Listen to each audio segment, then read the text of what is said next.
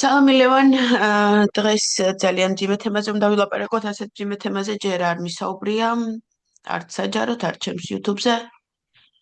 ეცადოთ ყოველ შემთხვევაში, რა თქმა უნდა, ინფორმაცია არანაირი არ აქვს დაზუსტებული და ჩვენი ვარაუდები უნდა ვილაპარაკოთ და რაღაც ჩვენი ვერსიები უნდა განვიხილოთ. ვეცადოთ, რომ განვიხილოთ. მე ისიც ცოტა ოდნავ მოვყვები ჩემს დაბეჭდილებას, ანუ თავიდანვე 4 საათიც კი არ იყო, რომ მივედი უკვე თავისუფლებაზე, იქ სცენასთან ვიყავი პირდაპირ და იქ ველოდებოდი ახლა ხალხის მოსვლას. და რომ დადგა უკვე ის მომენტი, როდესაც ორგანიზატორები მოვიდნენ, ეტყობოდათ, რომ რაღაც ძალიან არეულები არიან ემოციურად, სახეებზე ეტყობოდათ, რომ რაღაცა ისე არ მიდის, როგორც უნდათ, მაგრამ მაინც ცდილობენ, რომ რაღაცა, არ გატყდნენ და არ იმას ქნან. აი პაატა სანამ ავიდოდა, ის რომ წაიკითხა კრება და რაზეც ჩვენ მერე ხმა მივეცით, რომ ბიძინა უკვე არალეგიტიმურია, აი იმის დასაკითხად სანამ ავიდოდა, დახმარება დაჭირდა, რომ ასულიყო იმაზე კიბეზე, ფეხები უკანკალებდა აი ასე. და იქ სცენაზეც ასე იდგა, რომ აი ფეხები ანუ ეტყობოდა, რომ რაღაცა ძალიან არა ისე წავიდა საქმე, როგორც იყო სავარაუდოდ გათვლილი. აი ეს დაბეჭდილება მქონდა მე თავიდანვე და მე ყველამ დავინახეთ რაც მოხდა. მე არაფერი არ ვიცი. რა გეგმა ქონდათ არ ვიცი. ვუყურებდი ამას ასე გარედან და ძალიან მჯეროდა და დღესაც მჯერა და რომ თქვას, რომ წამოდი ვინმე რო გითხრას იგივე გავიმეორებთო, ისევ გავიმეორებ, ანუ მე იმას არ ვამბობ, რომ ეს არ უნდა გვექნა. უბრალოდ უნდა, ღალატის გამორიცხვა ყოველთვის აუცილებელია, როდესაც ასეთ რთულ რაღაცებს ვაკეთებთ. იმიტომ რომ ღალატით, რა თქმა უნდა, ვერასდროს ვერ მივალთ მიზნამდე და მოღალატეებთან ერთად. შენ რას ფიქრობ და რა ვერსიები გაქვს? შტაბეჭდილებებს უზიარებთ ერთმანეთს და მე ჩემს შტაბეჭდილებას გეტყვი, რა თქმა უნდა.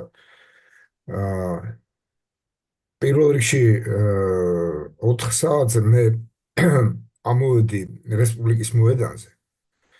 იმიტომ რომ თუ მიაქციე ყურადღება პაატა ბურჭულაძემ ბოლო ბრიფინგი რაც გამართა აქციამდე, მე ვფიქრობ შეცდომით იქ თავისუფლების მოედნის ნაცვლად შეკრების ადგილად რესპუბლიკის მოედანი დაასახელა. თავიდანვე ასე იყო, საერთოდ სულ თავიდანვე ყოველთვის ითქმოდა, რომ რესპუბლიკაზე ვიკრიბებით და მარშით მოვდივართო. ამიტომ რომ მე მივედი რესპუბლიკის მოედანზე. კი. რესპუბლიკის მოედანზე მივედი, იყო 4 საათი და ჩემი პირველი შტაბეჭდილება იყო ის, რომ ის მასა ხალხისა, რასაც იყო ასე ვთქვათ, იმედი და ანონსი, რომ არ მოვიდოდა. ახლა 1978 წლიდან დავდივარ მიტინგებზე, შეკრებებზე და ასე ვთქვათ, ცალი მოხუჭული თვალით შემიძლია შევაფასო რაოდენობა, რა ქვია, პროტესტანტების უდაოდ ბევრი ხალხი იყო, საბოლოო ჯამში ბევრმა მოიყარა. კი, საბოლოოდ მაინც საკმარისი შევიკრიბეთ ყოველ შემთხვევაში იმისთვის, რაც გვინდა. ფარგლებში, მაგრამ ეს არ იყო თქვათ 100,000 და მეტი და ასე შემდეგ. ეს პირველი შტაბეჭდილება შეიძლება მაგით იყო განპირობებული, ის ასე ვთქვათ, ყოყმანი და გადაწევა, ასე ვთქვათ, ოდიში გადაწევა აი ამ იმის, რა ქვია, დაწყების, ხო? რეალურად დაიწყეს, რომელი 7 საათი იყო თვალსაჩინო. ხო ესეა? ეს ერთი. მეორე, ხე რასაც ამბობ, მე ტრიბუნიდან შორს ვიდექი, კოლონა მეფარებოდა, წმინდა გიორგის კოლონა მეფარებოდა, ტრიბუნას ვერ ხედავდი რა. უბრალოდ მესმოდა საუბარი და აი რაღაცა თითქოს ეს განწირული ნოტები თავიდანვე ისმოდა აი ამ საუბარში, გამოსვლელების საუბარში გულისხმობ. რა მოხდა, როგორ მოხდა, ძალიან მიჭირს ახლა მაგის თქმა. ჩვენ ერთადერთი, უბრალოდ გვაქვს 2 საჯარო განცხადება, 2. მე ყოველ შემთხვევაში 2 მოვისმინე, მეტი არა, შეიძლება სხვაც იყო და მე გამორჩა უბრალოდ. ერთი არის მურთაზ ოდელავას განცხადება დაკავებამდე რამოდენიმე წუთით ადრე, როდესაც მან თქვა, რომ არ უნდა ენდოთ იმათ, რა ქვია, დონორებს. დონორებს, ხო, დონორებს არ უნდა ენდოთ. და მეორე ეს არის პაატა ბურჭულაძის ვაჟის განცხადება ერთ-ერთ ტელევიზიის ეთერში, სადაც მან პირდაპირ თქვა, რომ ღალატს ჰქონდა ადგილი. კი. თუმცა არც პირველ შემთხვევაში და არც მეორე შემთხვევაში სამწუხაროდ არ დასახელდნენ ამ ღალატის ჩამდენები, ან სავარაუდო ჩამდენები, მოდი ასე ვთქვათ, ხო? სამწუხაროდ არ დასახელდნენ არც პირველ შემთხვევაში, არც მეორე შემთხვევაში. ნუ ბურჭულაძის ვაჟმა სავარაუდოდ არ იცის და ზოდლავამ ვერ მოასწრო. ახლა გასაგებია, რომ იქ აყვანის მომენტში არ დაიწყებდა უცებ ამაზე ლაპარაკს და რა ვიცი, შეიძლება სასამართლოზე თქვან რამე ვნახო. ხო. ყველაფერი მე პირადად ახლა ისევ შეგრძნებების დონეზე და შთაბეჭდილებების დონეზე რა ლაპარაკობ, ჩემთვის აბსოლუტურად მოულოდნელი იყო აი ეს მოწოდება, რაც გაისმა, რომ პრეზიდენტის სასახლესთან დაკავშირებით. არა იმიტომ, რომ რაღაც არ ველოდი, რომ აქტიური ქმედებები იქნებოდა დემონსტრანტების მხრიდან, არამედ რაც სამიზნე, მოდი ასე ვთქვათ რა, იყო რაღაცა ცოტა ჩემი უცნაური. ლოგიკით ნორმალური იყო ეს სამიზნე, იმიტომ რომ ჩემი ლოგიკით ყველაზე მოულოდნელი იყო ქოცებისთვის და არ ელოდნენ რომ ეს მოგვინდებოდა და დაგჭირდებოდა. არა, არა, არა, ამიტომ სავარაუდოდ ყველაზე მე ადვილი არ ვფიქრობ, ასაღები რომ ეს იყო არა, შესაძლებელია და ამით მე არ ვფიქრობ, რომ მოულოდნელი იყო ქოცებისთვის ეგ ამბავი. მე არ ვფიქრობ, არ შენ არ ფიქრობ რომ უფრო იმით ან კანცელარიას მივახტებოდით ან პარლამენტს ან იგივე ძველ მერიას რომ ამით დავიწყებდით და არა, მე არ ანუ ვიცი, ფიქრობ რომ არა, მე ორბელიანი სხვა რამეს ვამბობ რა. მე თუ ასე ვთქვათ, შეგრძნებებზე და შეფასებებზე საუბრობთ, მე ჩემი შეგრძნება და შეფასება მაქვს და ჩემი ვარაუდით ალექსანდრეს ბაღიდან, აი ესე ვთქვათ, იქიდან ხედავდი ამ სიტუაციას, ჩემი აზრით, ესე იგი, პოლიციისთვის სრულიადაც არ იყო მოულოდნელი ის, რაც მოხდა. პოლიციური ძალები იქ დახვდნენ იმას, რა ქვია, მაშინ მეორე ხაზი ლოგიკის შესაძლოა ეგონათ იმის გამო რომ თითქოს და გათვალეს რომ ხალხი არ ყოფნით შესაძლოა ეგონათ რომ ეს იყო ყველაზე ადვილი მოულოდნელი შეიძლება არა მაგრამ ადვილი მისახედიო არა, პირიქით საზოგადოდ მე სხვანაირი ასე ვთქვათ, სხვანაირი განცდა მქონდა რა ამ აქციაზე რომ მედიოდით მე რატომღაც მქონდა ასეთი ვარაუდი მქონდა რომ ასე ვთქვათ პროაქტიული იქნებოდა სახელმწიფო მხარე ის დაიწყებდა ასე ვთქვათ ძალის მიერ დაშლას რასაც მე წინააღმდეგობის გაწევა და ასე შემდეგ ხო მე არ ველოდებოდი რომ პროაქტიურები ამ თვალსაზრისით იქნებოდნენ დემონსტრანტები ეს იყო ნუ ჩემთვის პირადად სიურპრიზი იყო სიმართლე გითხრათ და ვერ ვიტყვი რომ ძალიან ისეთი რა ქვია სასიამოვნო სიურპრიზი მე ახლა ძალიან მერიდება და აი აბსოლუტურად არ მინდა რომ დავიწყო ესე იგი განკითხება და ესე იგი იცით რა ესე უნდა გაკეთებულიყო და ისე უნდა გაკეთებულიყო და არა რა თქმა უნდა ეს უნდა იქნათ მე ამას არ გავაკეთებ უბრალოდ ვიტყვი ორ რამეს რასაც ადრეც ვამბობდი და მთელი ეს წლებია ვამბობ სხვათა შორის რა რომ პროტესტი არასდროს არ უნდა ყოფილიყო ლოკალიზებული ეს ზოგადი შენიშვნა არის არ ეხება კონკრეტულად კიდევ ერთხელ ვამბობ აი ამ კონკრეტული იმის დამგეგმავებს პროტესტი ლოკალიზებული არ უნდა ყოფილიყო ყოველთვის მხოლოდ რუსთაველი თავიდანვე ხო ასე იგეგმებოდა ხო ამბობდნენ რომ პაუტინა უნდა გავიმეოროთ უკრაინულიო და რამოდენიმე ლოკაციაზე უნდა მოხდესო და ეს იყო უნდა ყოფილიყო ადგილებზე მაშინ რა ქვია ეს არის ჩვენი საპროტესტო მოძრაობის სხვათა შორის აქილევსის ქუსლი ვერასდროს ვერ ხერხდება რომ მაშინ როდესაც იგეგმება პროტესტი თბილისში ხო თქვა მნიშვნელოვანი გამოსვლა თბილისში რომ პარალელურად იქიდან კი არ ველოდოთ რაღაცის ჩამოსვლას და აი კოლონების შემოსვლას და რაღაც ის ერთხელ მოხდა ის 2003 წელს და ასე ვთქვათ ორჯერ და სამჯერ და ხუთჯერ ერთი და იგივეს ვერ გაიმეორებ ხო ყველაფერს აქვს რაღაცა თავისი წანამძღვრები ყოველთვის ჯობდა და უფრო ეფექტური იქნებოდა, რომ ადგილებზე, ყოველ შემთხვევაში სამხარეო ცენტრებში მაინც, თუ ყველა რაიონულ ცენტრში არა, ხო? ისეთ ცხელ ქალაქებში, როგორიც არის ზუგდიდი, ბათუმი, ქუთაისი, გორი, თელავი და რუსთავი, იქ ადგილზე მომხდარიყო. აი წარმოიდგინე, შენ ხო კარგად იცნობ საქართველოს ელისო. ზუგდიდში პირობითად, ზუგდიდში, ხო?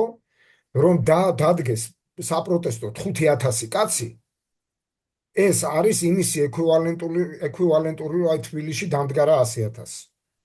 ანუ ხელისუფლებას ყოველთვის მოუწევს ძალიან მნიშვნელოვანი ძალების დამაგრება ადგილებზე, ხო? რითაც თბილისსაც ეხმარები არა, ერთმანეთს შენ არ თქვი ახლა აი პაუტინა, ანუ აბლაბუდას პრინციპით რაღაცა უნდა. აბლაბუდას პრინციპი პირველ რიგში უნდა გაიფინოს ხოლმე საქართველოს. იმაზე. და იგივე პრინციპი უნდა ლოკალურად თბილისშიც ყოფილიყო გამოყენებული. ერთადერთხელ საპროტესტო მოძრაობის ხალხმა ერთადერთხელ გაბედა რუსთაველიდან გასვლა. გახსოვს ის ქალაქის შემოსასვლელში რომ იყო აქცია დაგეგმილი. აღმაშენებლის ყველთან ხო ხო და საერთოდ არ იყო ხალხი სასწავლო, ცოტა ხალხი მოვიდა მაშინ. ხო, მაგრამ მიაქცია ყურადღება, ცოტა ხალხი იყო და რამდენი იყო პოლიცია. გაიხსენე? ანუ მინიმალური, მაგას ვამბობ ზუსტად, მინიმალური რესურსით, შენი მინიმალური რესურსით იზიდავ შენი მოწინააღმდეგის მაქსიმალურ რესურსს, ხო? და იგივე ამ შემთხვევაში მაგალითად ქალაქის ცენტრშიც ყველა იმ დღეს ველოდით, რომ ქალაქის ცენტრში იგეგმებოდა სინამდვილეში რაღაც. გახსოვს? როგორ იყო? ყველას გვეგონა, რომ ეს არის ასე თქვა, თვალის ასახვევა და აი რაღაცა ესეთი ამბები, მაგრამ კიდევ ერთხელ ვამბობ, ეს ახლა კონკრეტულად ეს 4 ოქტომბერს არ ეხება, ეს არის ზოგადი ტიპის შენიშვნა, სურვილი, კაი შენიშვნას არც ვიტყვი. მე ვინ ვარო, ვინმეს შენიშვნა მივცე, ადამიანები ციხეში წავიდნენ და პირადად ჩემთვის და ალბათ ჩემთვისაც იქ ჩემთვის აი ძალიან ძვირფასი ადამიანები არიან, ეხლა ციხეში მოხვედრილი და მე ვერ მივცემ თავისუფლებას, ეხლა დავიწყო კრიტიკა. საზოგადოდ მე მაქვს ეჭვი, ну, არც თუ იცი რა არის, ეს ეჭვი ცხოვრებისეულ გამოცდილებას უფრო ეფუძნება, ვიდრე რაიმე კონკრეტულ იმას რა. ინფორმაციას ან რამეს. რომ ამ ბავში ინფილტრირებული იყო ან იყვნენ, უფრო მე ვფიქრობ მრავლობითი იმით, კგბ-ს აგენტურა. სუსი ეს ჩემი პრინციპია, ეს ტერმინი საერთოდ უნდა ამოვიღოთ ხმარებიდან. არავითარი სუსი არ არსებობს საქართველოში. სახელმწიფო უშიშროების ეს არის რუსული FSB-ს, ოღონდ უფრო ჩემი თაობისთვის უფრო გასაგებად და მთელი მსოფლიოსთვის გასაგებად ჟღერს ამ ორგანიზაციის ძველი ჭეშმარიტი სახელი კგბ. აი ეს არის კგბ-ს აქაური ფილიალი რა, ჩვეულებრივი ქვეგანყოფილება. ხო და სამწუხაროდ მე, ну, ყოველ შემთხვევაში ასეთი ის მაქვს, რა ქვია, ასე ვფიქრობ, რომ რამოდენიმე ერთი ან რამოდენიმე კგბ-შნიკი იყო იქ ინფილტრირებული და საბოლოოდ მივიღეთ ის, რაც მივიღეთ.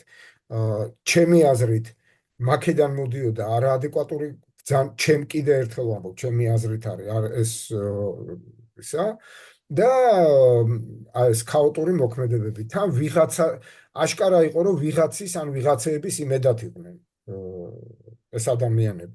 მოკლედ ის გეგმა რაც ჰქონდათ მათ, მრავალი კომპონენტი ჩამოიშალა. ელოდებოდნენ მეტ ადამიანს, არ მოვიდა. მე როგორც გავიგე, ყური მოკარი ელოდებოდნენ თითქოს რეგიონებიდან მეტი ჩამოვიდოდა, ну, ვერ ჩამოვიდნენ თუ არ ჩამოვიდა, რეგიონები და ხალხის ჩამოსვლის ოდენი ყოველთვის პრობლემურია, იმიტომ რომ სახელმწიფოს აქვს ინსტრუმენტები, რომ შეაფერხოს ეს მოძრაობა. ძალიან ადვილია მათი გზების ჩაკეტვა. და მე რასაც ვამბობ, სწორედ თუნდაც ამ არგუმენტის გამო ჯობია ხოლმე, რომ ადგილებზე განხორციელდეს საპროტესტო აქციები, იმიტომ რომ ათასობით ადამიანი ყველაფერს თავი და იმას დავანებოთ, თავი რომ ხარჯის და რისკის ფასად მოდის ამხელა გზაზე და ასე შემდეგ. თან იქაც წყდება რაღაც ადგილობრივ სიტუაციას და აქაც ამ ჰაერში იკიდება რაღაცნაირად, ხო? რამოდენიმე ათასი ადამიანი. ამიტომ აბიცი მომავალში თუ კიდევ რაღაცა დაიგეგმება, სასურველი იქნება დაიგეგმოს ასე. ქალაქ თბილისისთვის პროტესტის ერთწლოვანმა, აი მალე 1 წელი შესრულდება, ხო? ერთმა წელმა მაინც არ გვაჩვენა, რომ რუსთაველის პროსპექტი არ არის ხელისუფლების სუსტი ადგილი. პირიქით, ძალიან ძლიერი ადგილია ხელისუფლებისთვის. გულისხმობ რას? რომ ჯერ ეს ერთი შესწავლილი აქვს თავიდან ბოლომდე, ზუსტად იციან, კარგად აქვთ მაპატიე ჟარგონზე და დამხეცებული აქვთ, აი ეს როგორ რას ისწრაფით უნდა გადაადგილდნენ, როგორ წერტილები დაკავებული აქვთ, მე გულისხმობ ზედა წერტილებსაც, ისინი იქ სტაციონარულად არიან უკვე განთავსებული, ყველაფერს აკონტროლებენ, ყველაფერს ხედავენ, ეს ერთი. და მეორე, არ დაგვაუწყდეს, უბრალოდ რუქას დახედეთ, მეგობრებო, და ტრაფიკებს დახედეთ. რუსთაველის გამზირი ქალაქის ცენტრალური გამზირებიდან ყველაზე ნაკლებ დატვირთულია, თუნდაც სატრანსპორტო თვალსაზრისით. მიაქციეთ ყურადღება. თქვენ რუსთაველზე საცობი გინახავთ? რატო, აბა? იმიტომ რომ რუსთაველის გამზირი დღევანდელ თბილისში სატრანსპორტო თვალსაზრისით არის პერიფერია. ძირითადი მოძრაობის ნაკადები არის სანაპიროებზე და სხვა მიმართულებით, ასე ვთქვათ რა. რუსთაველი არის ყველაზე ნაკლებად დატვირთული, იმიტომ რომ რუსთაველის ერთი ბოლოდან მეორეში, აი საიდან სად მიდიხარ. ერთი პატარა უბნის შიგნით გადაადგილდები, ხო ესე? ის არ არის რაღაცა გამჭოლი, რომელიც აკავშირებს ქალაქის სხვადასხვა უბნებს, სხვადასხვა მსხვილ დასახლებულ წერტილებს. 1 მეტროდან მეორე მეტრომ. 1 მეტროდან მეორე მეტრომდე სრულიად მართალია. ასე რომ ამ პარადიგმიდან საჭირო იყო ალბათ გამოსვლა, მაგრამ კიდევ ერთხელ ვამბობ, მე ასე მოჩანდა გარედან, რომ თითქოს იმედი ქონდათ, რომ სამართალდამცავი სტრუქტურების რაღაცა ნაწილი გადმოვიდოდა დემონსტრანტების მხარეს. არა? ხო, არ გაგიჩნდა შენები? და ეს ხო, და სავარაუდოდ, ანუ ასეთ რაღაცაზე ყოველთვის უნდა გქონდეს 1% ნდობა, იმიტომ რომ არ შეიძლება რომ ადამიანებს, რომელიც სისტემაში არიან და რაღაცას გპირდებიან, ენდო რომ იმას გაგიკეთებენ, რასაც ეგეც ეს უნდა გქონდეს რაღაცა დამატებით ბონუსად, როდესაც საქმეს აკეთებ. რომ აი ხო, ეს კიდე თუ დაგემატება, კიდე ერთი პლუსია შენთვის, მაგრამ ბირთვი როგორც ასეთი მთელი სრული პროცესის, ეს მომენტი არ უნდა იყოს. ხო. და თუ ასე იყო გათვლილი, არ ვიცით ახლა ჩვენ როგორ იყო გათვლილი, მაგრამ თუ ეს იყო ყველაზე მძლავრი ბირთვი ამ პროცესის, მაშინ გასაგებია. ყველაზე მარტივი ახსნა, კიდევ ერთხელ ვამბობ, მარტივი ახსნა ამ სიტუაციის რაც შეიქმნა არის ის, რომ საორგანიზაციო ჯგუფში გარკვეული გავლენა მოიპოვა, ან მოიპოვეს ადამიანება, რომლებიც იყვნენ იქ ინფილტრირებული. და რომელთა რაღაცა წინადადებებმა და შენიშვნებმა იმოქმედა მთლიანად დაგეგმვის ნეგატიურ იმაზე, ხო, ნეგატიურ ფორმაზე. ეს ჩვეულებრივი ამბავია, სამწუხაროდ საქართველოს ისტორიაში უხვად გვაქვს ამისი მაგალითები, ძველ ისტორიაშიც და ახალშიც. დაწყებული იქ 1832 წლის შეთქმულებიდან და რა ვიცი მე რამდენი. აი ისიც არის შესაძლებელი, რომ თვითონ დაგეგმა როგორც ასეთი შენიშვნების გარეშე და იდეალურად წარმართულიყო, მაგრამ ბოლო მომენტში ყველაფერი რაც დაგეგმე, აი ასე ერთი ხელით ჩამოგიშალეს. ხო, შეიძლება. ასე რომ ამ საქმეში გასარკვევი ძალიან ბევრია. სამწუხაროდ და სამწუხარო რა არის, რომ ჩვენ ამ ამბებს აწი თუ გავიგებთ, მხოლოდ ჩვენი დაპატიმრებული მეგობრებისგან თუ ისინი ამ განცხადებებს, შესაბამის განცხადებებს გააკეთებენ ციხეში, შეიძლება ციხეში არც კი არა, გააკეთო. სასამართლოზე და ასე შემდეგ. თუ გააკეთებენ, თუ რატო იმას ვქენ, იმიტომ რომ მათზე იმის თანაწნეხი იქნება ახლა. იმის თანაწნეხი იქნება, როგორი წნეხიც არ ყოფილა არც ერთ აქამდე დაკავებულ პოლიტპატიმარზე. კი. მერწმუნეთ ეგრე იქნება რა, მათ იქნება შანტაჟი, მუქარა, ჩვენ ნახეთ, ერთი მოსამართლე. ალავიძეა ხო ის განცხადებები რო გააკეთა, ხო? ერთ მოსამართლეს რეებით ემუქრებოდნენ, ხო? იქ შვილების, ნუ არ ვიცი ხა. და თქვენ წარმოიდგინეთ აქ რა წნეხი იქნება ამ ადამიანებს. ნადირაძეს 4 შვილი ყავს და 4 შვილის მამას. ხო, ხო. ამიტომ მე იქეთკენ ვიხრები, რომ ოდნავ თუ გაქვს იმის იმედი რამენაირად, რომ შესაძლოა, რომ პაატას გათავისუფლებაზე შეძლოს ზრუნვა მუსიკალურ სამყარომ, რომელიც საკმაოდ დიდია და თუ მოინდომებს საკმაოდ არ გავლენიანიც ვიცი, და არ ვიცი, რამენაირად პაატა გადაარჩინო. არ ვიცი, ვერ გეტყვით. იმიტომ რომ ამ ყველაფერზე გადაწყვეტილებას იღებს არც მდინარაძე, არც არც ყობაყიშვილი ივანიშვილი და არც და არა. არც ივანიშვილი. დიახ, დიახ, მაგის ერთი ერთი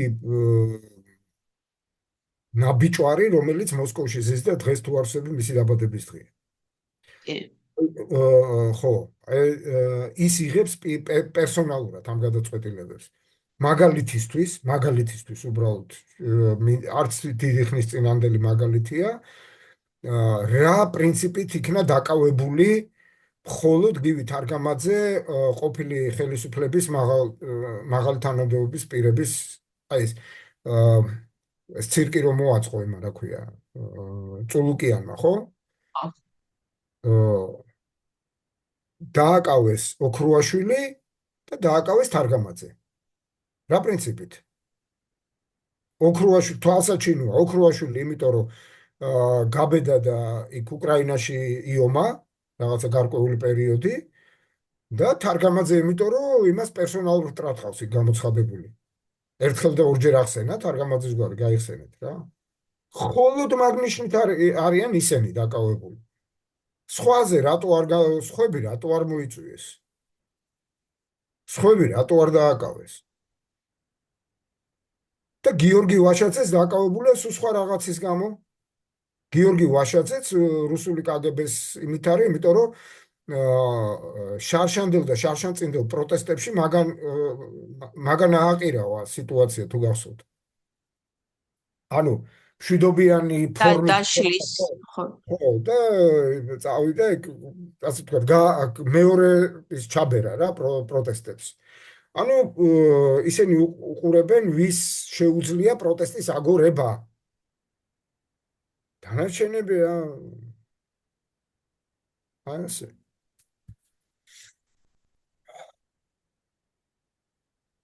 კარგი. ძალიან ხოდა ბატონი პაატას ამბავსაც ასე უნდა შევხედოთ. მე არ ვიცი, მე მინდა და შენც გინდა და ყველა ნორმალურ ქართულს სურს სურვილი არის, რომ ეს ისე მოხდეს შენ როგორც ახლა თქვი, ხო, რომ იქ რაღაცა მსოფლიო მუსიკალურმა საზოგადოებამ და რაღაცა და რაღაცა ო, და რაღაცა. იმიტომ რომ პოლიტიკოსები მაინც მზად ვართ ყოველთვის, მზად არიან ვართ კი არა ყოველთვის, მაგრამ რომ ამ დღეში მსოფლიო შესაძლოა მუსიკალურმა აღმოჩნდეს საზოგადოებამ რომ რაღაცა ხმა პაატა. ამოიღოს, მანამდე ქართულმა მუსიკალურმა საზოგადოებამ არ უნდა ამოიღოს ხმა? საქართველოს არ აქვს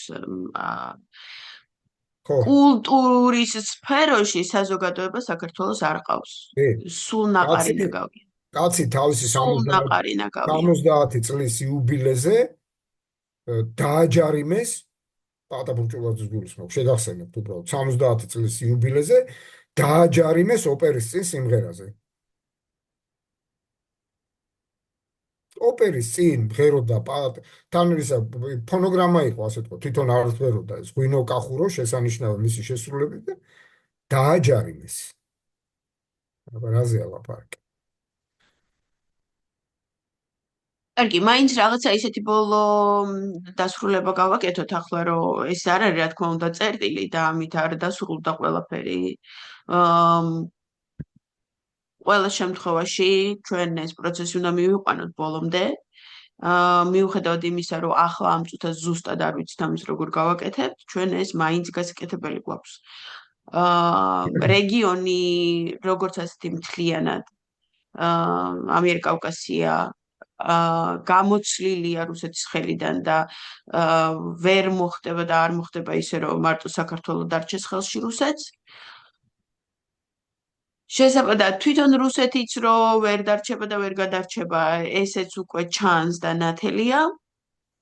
უბრალოდ იმ მომენტამდე მე მაგალითად არ მომწონს, რომ ჩვენ უნდა ველოდოთ უკრაინა რას იზამს და უკრაინა რო გაანადგურებს რუსეთს მერე გვეშველება.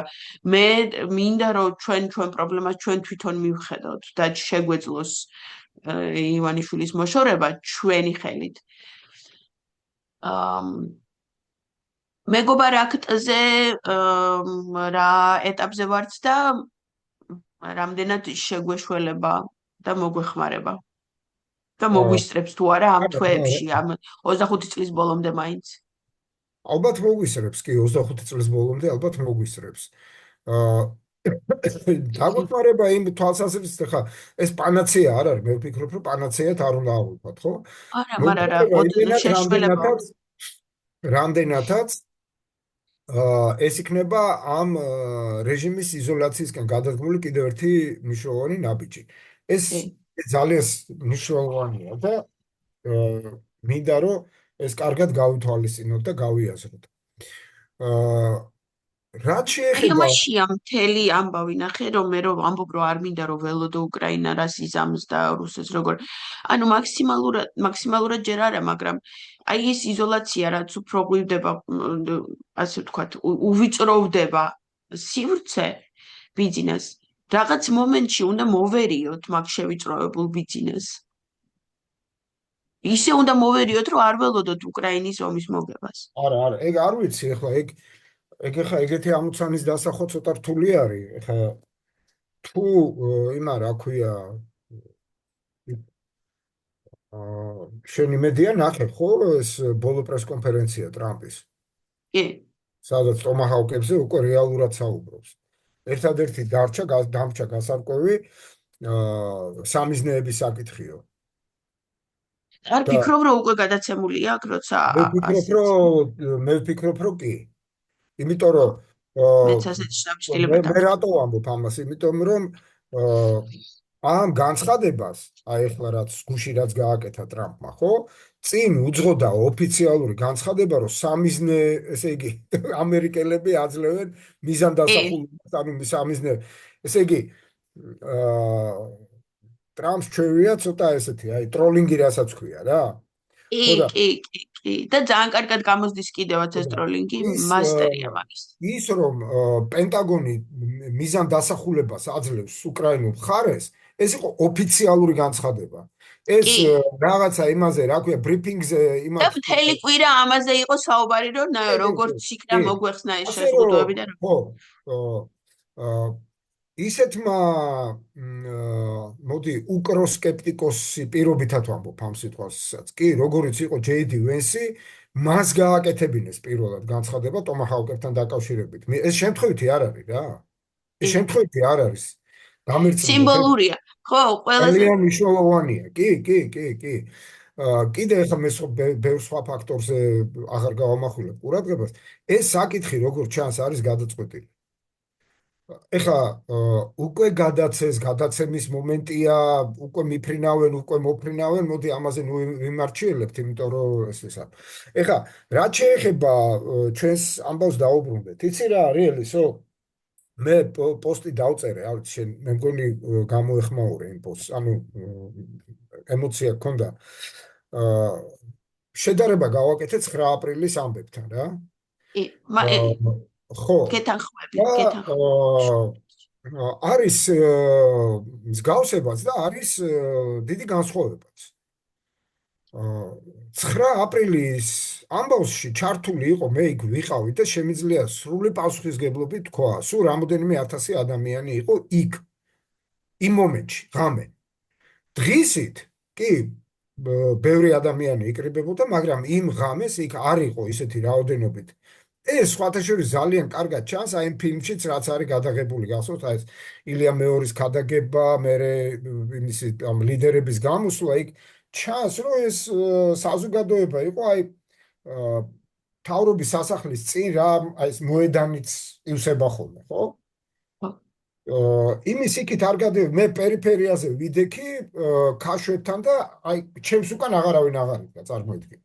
მაშინ ესე იგი ეს ხო ვიცით რა დაახლოებით რა მაქსიმუმ ყველაზე დიდი ეს არის 10,000 კაცი არც კი რა რეალურად. ეს ერთი. მეორე დარბევა იყო ბევრად ბრუტალური ხალხო. 5 მილიონი საქართველოში იყო 10,000 და დღეს 2.5 თუ არ ისიც კაია. მაგას ვამბობ და რამდენი მოვიდა რა. ნუ ყოველ შემთხვევაში ჩვენ ვიცით რომ მხარდაჭერა ძალიან დიდია ამ ამბის. კი. ხო. ეს ჩემს YouTube-ს ეტყობა. ხო, ძალიან ბევრი ადამიანი მიაქცეთ ყურადღება, ეხლა ისეთ ერთ რამდენიმე რიცხვს ვიტყვი, რომ აი მოღალატე პარტიების ამორჩეველი, მოღალატე პარტიები, რომელიცაა, ვიცით ხო, ლელუ და გახარია, რომელიც მათ მიიღო მონაწილეობა ამ არჩევნებში, რამდენი დაფიქსირდა იქ. დარწმუნებული ვარ, რომ იმდენიც არ დაფიქსირებულა, რაც დაუწერა. ხო და მაგას გეუბნები, იმითაც კი რაც დაუწერეს, მათ შარშანა საპარლამენტო არჩევნებთან შედარებით განახევრებული და გამესამედებული ყავთ აქტიური მხარდამჭერი. ეს ხალხი შეიძლება ყველა არ მოვიდა რუსთაველზე. ხო. მაგრამ იქ არ წავიდა და დარწმუნებული ვარ მათი სიმპათიები აქეთ არის და არა იქით. იმიტომაც არ წავიდნენ ისინი არჩევნებზე, ხო? თავიანთი პარტიების დაძახილზე. ასე რომ სიტუაცია ისეთი არ არის, ბრუტალური იყო რუსეთი გაცილებით მაშინ და გარწმუნებთ რომ ფრუსტრაცია მე სიტყვა ვიხმარე რა 1999 წლის 9 აპრილის უკვე ნაშუა დღეს იყო გაცილებით უფრო დიდი. მე ფრუსტრაცია საერთოდ არ მაქვს. მე უბრალოდ აი ეს მომენტი მინდა, მე მინდა რომ გადავტეხოთ მანამდე, სანამ ზოგადად გამოჩნდება რომ უკვე რუსეთი მკვდარი. მე მესმის ეს სურვილი, მაგრამ ამ სურვილის რეალიზება რომ მოხდეს, საჭიროა რაღაცა ახალი ლიდერშიპი ამ მოძრაობის. ეს ხო, ეს ფაქტია. ამ მოძრაობის რაღაცნაირად გადაფორმატებას არ ვიტყვი, იმიტომ რომ გადაფორმატება უფრო სხვა რაღაცას ნიშნავს რა. რაღაცა ნუ ახალი სისხლის, ახალი ძარღვის შემოსვლა. ვიღაცა უნდა იყოს ლიდერები, რომლებიც რაღაც პასუხისგებლობას აიღებენ. ამ ადამიანებმა აიღეს პასუხისგებლობა, წავიდნენ ციხეში. ხო? ჩვენ აღარ გვინდა ლიდერები, რომლებიც თავის ფეხით წავიდნენ ციხეში. ჩვენ გვინდა ლიდერები, რომლებიც ამ ხალხს ციხიდან გამოიყვანენ. დღეს ციხეში მჯდომებს. ეს რამდენ ხანში მოხდება მე ამის ის არ შემიძლია წინასწარ განჟა, მაგრამ იქ პარალელებს თუ გავყვებით, ერთ სიტყვით გაცილებით ძიმე მდგომარეობა იყო 99 წლის გაზაფხულზე. სრულებითაც არ იყო თვალსაჩინო, რომ საბჭოთა კავშირი 2 წელიწადში დაიშლებოდა. სრულებითაც არ იყო ეს თვალსაჩინო. ამის იდეალიზება მოხდა მერე. და ამას ბუნებრივი ფსიქოლოგიური საფუძველი გააჩნია ადამიანებს. მერე ივიწყებენ, ხო, იმ ცუცს ივიწყებენ და კარგი ახსოვთ. მაგრამ მე მახსოვს ყველაფერი ძალიან კარგად და არც ეგრე იმედიანად ვიყავით, იმიტომ რომ დილით რო გავიღვიძეთ, ტანკები ედგა თბილისში. რუსი სალდათებით. და იმაში რა ქვია, კომენდანტის საათზე ხალხს ხოცავდნენ. გია ქარსელაძე მოკლეს და კიდე უამრავი დაჭრეს და იყო ერთი ამბავი. ასე რომ ყურების ჩამოყრა მე მესმის რომ ძალიან არა ყურების ჩამოყრა მდგომარეობა, მაგრამ ნუ რა ვქნათ რაღაცნაირად წინ წავალთ და სხვათა შორის ეს ფაქტორებიც არ იყო მაშინ აი 99 და 90 წლებში მე გულისხმობ იმის რა ქვია უკრაინასთან ომს და ასე შემდეგ. მე გაგახსენებთ რომ რუსეთი მაშინდელი საბჭოთა კავშირი 99-ში უკვე გამოსული იყო ავღანეთიდან გამოსულები იყვნენ. ავღანეთის სამხედრო კამპანია რუსებმა 88-ში დაამთავრეს. ანუ ასე ძალები ქონდათ. ხო, ძალებიც ჰქონდათ და მობილიზებული. საერთაშორისო წნეხი მათზე ისეთი არ იყო. იმიტომ რომ ნუ გამოვიდნენ იმ ავღანეთიდან 88-ში, ეგენი გამოვიდნენ. აა და ასე ვთქვათ, ასეთი იმიჯი ძალიან აგრესიული იმიჯი არ ჰქონდათ იმ პერიოდში და არ იყვნენ ესეთ ხის იზოლაციაში. დღეს სხვანაირი მდგომარეობა და საქართველოს მაშინ როგორც დამოუკიდებელი რაღაცა ერთეული მაგას ვერავინ ვერ აღიქვავდა. მოდი სიმართლე ვილაპარაკოთ რა. ეს ჩვენთვის არის დღეს ეს ძალიან მნიშვნელოვანი 9 აპრილი, თორე სოფლიო საზოგადოებამ 9 აპრილი აი ესე რა, აი ესე ბინდბუნდად შეაფასა. გაცილებით უფრო მწვავე რეაქცია ჰქონდათ მაგალითად ვილნიუსის მოვლენებზე. ვილნიუსის 91 წლის გამოსვლებზე ამასაც თავისი მიზეზი აქვს. ერთი რომ უკვე მომწიფებული იყო იმ დროისთვის დაშლა. ვითარება კი. და მეორე ახლა თვალსაჩინოა რომ ევროპელები განსაკუთრებით ყოველთვის გაცილებით უფრო დიდი დაკვირვებით და ასე ვთქვათ გამადიდებელი შუშით უყურებდნენ ბალტიისპირეთში მიმდინარე მოვლენებს, ნუ გასაგები მიზეზების გამო, ხო, ახლა არ გავავრცო. ასე რომ ჩვენ დღეს მეტი კოზირი გვაქვს. მე სიმართლე და ამ გითხრა, მეტი კოზირის გამო მინდა და მეტი, ანუ ბევრად უფრო ისედაც ძალიან ძალიან ძალიან დასუსტებულია რუსეთი და დასუსტებული რუსეთის მეორე თუ მესამე ხარისხოვანი რაღაცა იგივე კგბ-ს ასე ვთქვათ ის ნაწილი ახლა რომელიც ჩვენზეა პასუხისმგებელი, ხო? რაღაცა მე 17 რიგის რაღაცაა და უნდა მოვერიოთ ამას. ეს უნდა ჩვენ უნდა ან კი არ უნდა მოხდეს ისე რომ გეოპოლიტიკა გასწორდა და ჩვენს გვეშველა. მე მინდა რომ ეს ჩვენ გადავწყვიტოთ ჩვენი ბედი. ჩვენ კაი, მინდა, ხო. ხო, მინდა ყველაფერი. ხო. აი ესეა, ეს არის ჩემი შეფასება და ჩვენ დღეს პარალელებს ვავლებთ ხო იმ სიტუაციას და ამ სიტუაციას შორის ჩვენ დღეს საგარეო პოლიტიკური თვალსაზრისით გაიკვირდება და ბევრად უკეთეს მდგომარეობაში ვართ რა. კი ჩვენ ბევრად დათრგუნულად გვგრძნობთ თავს აქ, იმიტომ რომ 99 წლის ფორმატის მაგალითად საქართველოს პარტ-ორგანიზაცია, ხო, ის გიგი გუმბარიძეს ჩააბარეს და რაღაც ის ბევრად უფრო ლიბერალური იყო, ვიდრე დღევანდელი ეს ბრუტალური ქოცობა, ბევრად უფრო ლიბერალური იყო ის, ასე ვთქვათ, ესე პირდაპირ, მაგრამ საგარეო თვალსაზრისით ჩვენ ძალიან დიდი ხელშეწყობის ისა გვაქვს. და მე ვფიქრობ, რომ მსგავსება, აი ხომ მსგავსებაზე გადავიდეთ, განსხვავებებზე ვისაუბრეთ, ხო? მსგავსება არის იმაში, რომ შეერთებულ შტატებში და ვიმედოვნებ კიდევ რამოდენიმე დედაქალაქში ევროპის მიღებულია უკვე გადაწყვეტილება იმისთან დაკავშირებით, რომ ეს რუსეთის იმპერია უნდა დაიშალოს და ერთხელ და სამუდამოდ ეს საფრთხე უნდა იქნას ლიკვიდირებული ცივილიზაციური შავ ზღვაზე არ უნდა დარჩეს რუსეთი, რუსეთ შავ და ზღვაზე არ. არა მხოლოდ შავ ზღვაზე. მე ვეჭობ, რომ მიღებულია კიდევ უფრო რადიკალური გადაწყვეტილებები, მაგალითად ბალტიის ზღვასთან დაკავშირებით. მაგალითად ბალტიის ზღვაზე ვიღაცამ სხვა მიზრუნოს და ჩემისას რუნდაის შავ. არა, ყველგან, იმიტომ რომ ეს ყველა ხედავს, რომ ეს არის ზოლი, ეს ფრონტის ხაზია ბალტიიდან შავ ზღვამდე, ხო? ხო, ყველა ხედავს არა და ეს ფრონტის ხაზი უნდა იქნას ლიკვიდირებული. ეს საფრთხე უნდა დასრულდეს.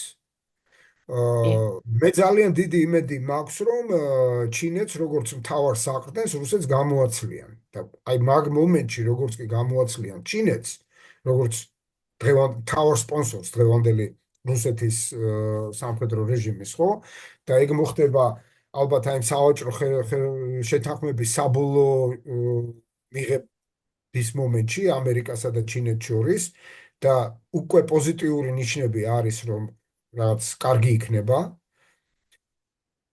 და ჩინელები წავლენ, შეგახსენებთ, რომ ჩინელებმა ავანსის სახით, ასე თავის კეთილგანწყობის სახით TikTok-ი გადაცეს ამერიკელებს.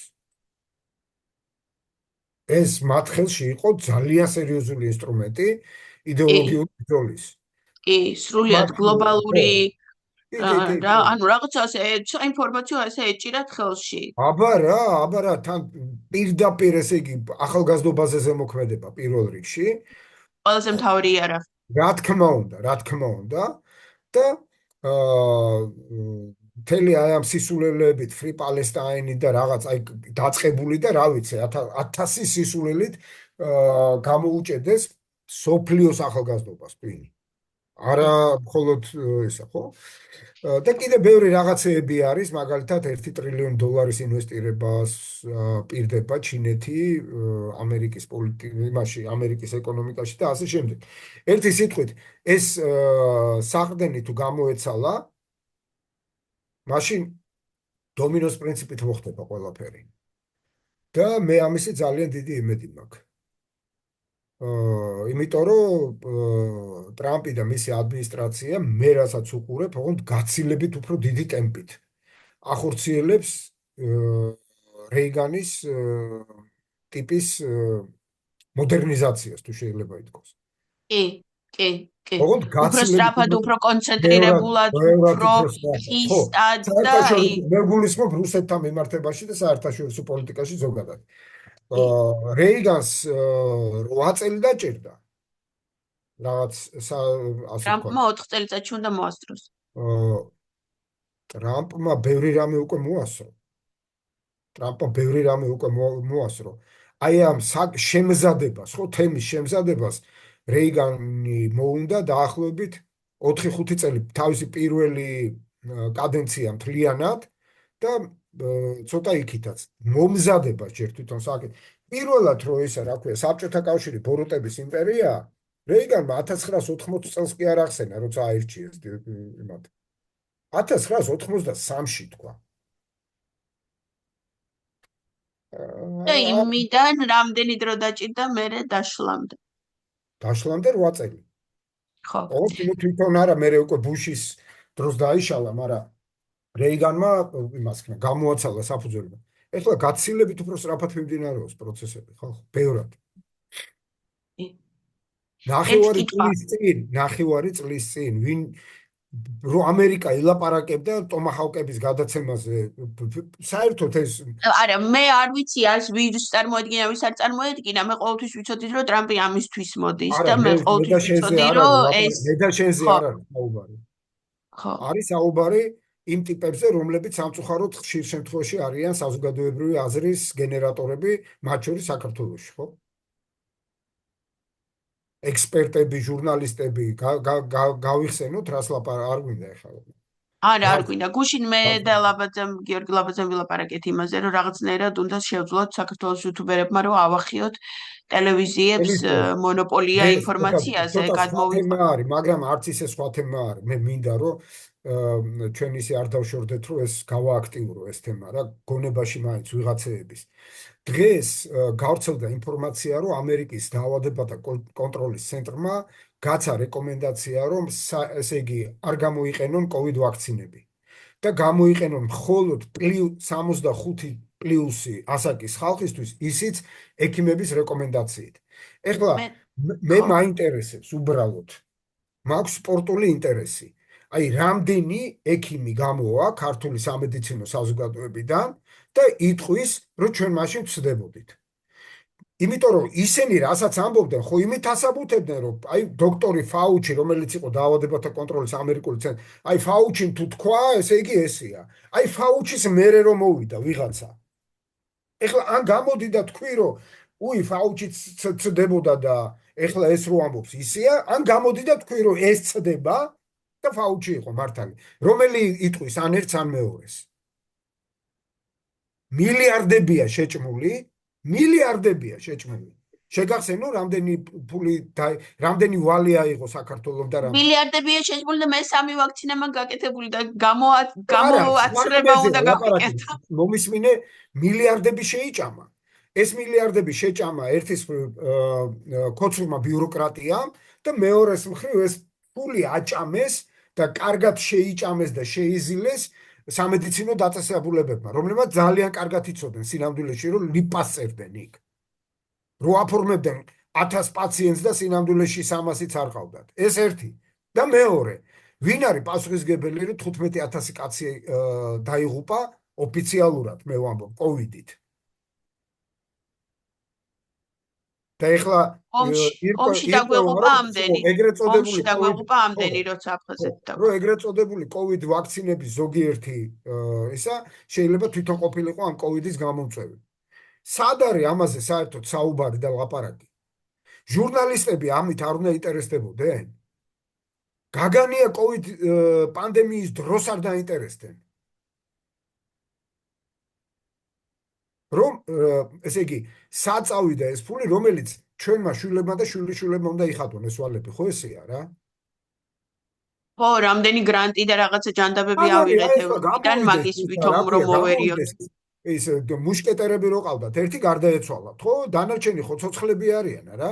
გამოვიდნენ ახლა ილაპარაკონ. თქვა რაღაცა კომენტარი გააკეთონ, კაცო. ესე როგორ ბალი 10 შაურია? ხალხი დაიღუპა. ამხელა ხარჯები, ამხელა ისა. სხვათა შორის გახარიას პრემიერ-მინისტრობის სასხდებოდა ეგ ამბები ისე, თუ გახსოვთ. ასე რომ ეს მისი პრემიერობის წარმატებულ იმად ითვლება კარგ მენეჯმენტობად. როგორც ერთ რუსულ ისა ვისოცკის ერთ სიმღერაშია. ძენგი ზინ.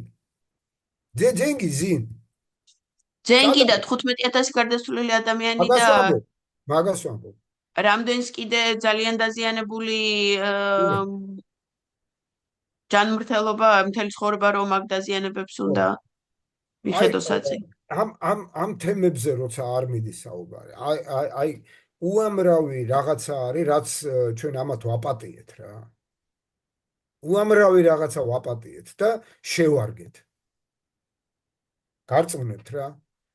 კოვიდზე მარტო მე მახსოვს, იმიტომ რომ მე მაინტერესებდა მარტო ესე იგი რაც ვალი აიღეს და რაც გრანტის სახით აიღეს, სხვათა შორის იმ ევროკავშირი და რომელსაც ახლა პიდარასტებს და რა ვიცი, რას არ ეძახიან, ხო?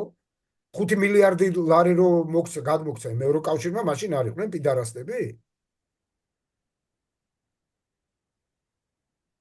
და იმდენი რაღაცა იქნება გამოსაძიებელი, რომ ანუ არ ვიცი რამდენი წელი დაჭირდება ამათ ნაჩათლახარის გამოძიებას 13 წლის განმავლობაში და საერთოდ რამხელა უნდა იყოს სასამართლო სისტემა, რომ ეს ყველაფერი მოასწროს და ყველაფერს მიხედოს. ძალიან ბევრი საქმე გვექნება წინ.